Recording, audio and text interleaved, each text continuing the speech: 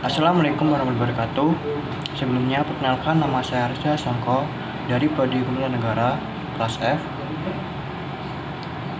Yang terhormat Bapak Ervin Yogi Pradipta, MHI selaku dosen pengampu dalam mata kuliah Filsafat Hukum Islam. Di sini saya akan membahas materi tentang bangunan hukum Islam di Indonesia. Yang pertama itu Devin Law dan Man-made Law sebagai teori hukum. Hukum Islam dikategorikan sebagai Devin Law karena aturan-aturan yang ada di dalamnya dibuat langsung oleh Tuhan untuk mengatur kehidupan manusia di dunia. Bila kita perhatikan, pengertian di atas betul-betul menempatkan hukum Islam sebagai entitas yang murni bersifat top-down dan melepaskan aspek-aspek historis sosiologinya. Sebagaimana yang dapat kita pahami pula dari kutipan di bawah ini, konsep hukum menurut usul fikih pada dasarnya terletak di atas pandangan bahwa hukum itu bersifat keagamaan. Sejak periode paling awal sejarah Islam, hukum telah dipandang sebagai keluar dan merupakan bagian dari syariat atau syariah. Adapun syariah sebagaimana telah dijelaskan adalah pola tingkah laku manusia yang diatur oleh Allah SWT. Konsep hukum seperti itu sejalan dengan pandangan bahwa hukum itu harus bersumber langsung atau tidak langsung dari wahyu Tuhan, yaitu Al-Quran dan penjelasannya dari Nabi Muhammad SAW yang disebut sunnah. Bila kutipan di atas dikaitkan dengan politik, maka itulah yang disebut dengan nomokrasi negara Islam. Sifatnya nomokrasi negara Islam menunjukkan kepercayaan terhadap supremasi hukum suci yang menjadi sumber otoritas pemerintahan.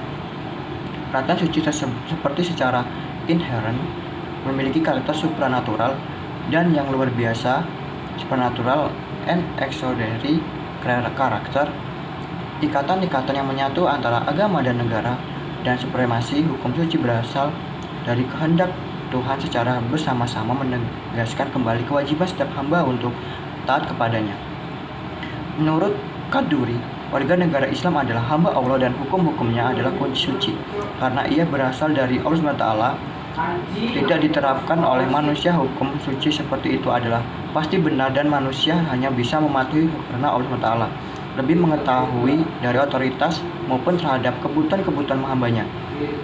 Dalam mentaati hukum, manusia menyadari akan tujuan-tujuan agamanya karena hukum dalam Islam memiliki karakter sebagai sebuah kewajiban religius.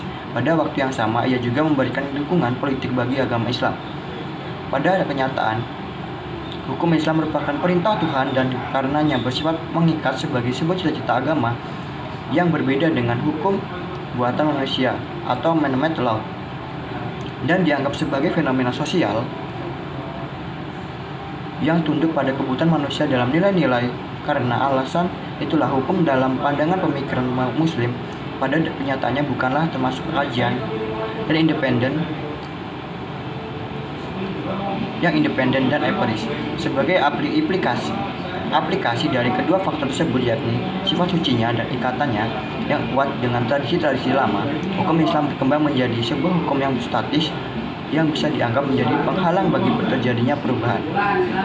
Perkembangan hukum Islam di Indonesia. Pada bagian ini kita akan mendiskusikan relevansi epistemologi hukum Islam Indonesia dengan pembangunan hukum Islam Indonesia dengan pembangunan nasional. Namun, sebelum kita lebih jauh membahas persoalan tersebut, terlebih dahulu sebaiknya mengetahui apa yang dimaksud dengan hukum nasional. Mengapa kita membutuhkan hukum nasional dan bagaimana cara kita mewujudkan hukum nasional tersebut. Melalui penjelasan terhadap aspek-aspek nilai, kita akan mengetahui relevansi epistemologi hukum Islam dengan pembangunan hukum nasional. Pembangunan hukum Indonesia dalam rangka pembangunan sistem hukum nasional, pemerintahan menerapkan kebijakan untuk memanfaatkan 3 sistem yang eksis atau living law di Indonesia, yaitu sistem hukum adat Islam dan Barat atau Belanda sebagai bahan bakunya. Ketiga sistem hukum sangat berkontribusi dalam pembangunan hukum nasional. Tatanan hukum nasional Indonesia harus mengandung ciri. Yang pertama, berwawasan pembangsaan dan berwawasan nusantara. Yang kedua, mampu mengakomodasi kesadaran hukum kelompok, etnis, kederahan, dan keyakinan agama. Yang ketiga, sejauh mungkin berbentuk tertulis dan terunifikasi Yang keempat, bersifat nasional yang mencakup rasionalitas, efisiensi, rasionalitas kewajaran, nasional, kaidah dan nilai. Yang kelima, responsif terhadap perkembangan aspirasi dan ekspektasi masyarakat. Perkembangan hukum Islam Indonesia, sarana dan prasarana. Berdasarkan penjelasan di atas, tampak sekali dalam hal penetapan kebijakan hukum di Indonesia, pemerintah telah menjadikan hukum Islam sebagai bagian dari hukum nasional. Kondisi seperti ini tidak semata-mata terjadi di Indonesia, tetapi terjadi pula di negara-negara berkembang Muslim, baik yang memiliki kontribusi Islam maupun yang tidak memilikinya. Sebagai sebuah sistem hukum atau bagian dari sebuah sistem hukum, ia mempunyai teks tertulis dalam bidang-bidang yang dicangkupnya, memiliki lembaga peradilan sesuai tingkatan yang diperlukan dan mempunyai alat penegakan hukum untuk menjalankannya. Mungkin itu saja yang dapat saya sampaikan dari materi tentang pembangunan hukum Islam Indonesia. Kalau salah kata saya mohon maaf dan saya akhiri. Wassalamualaikum warahmatullahi wabarakatuh.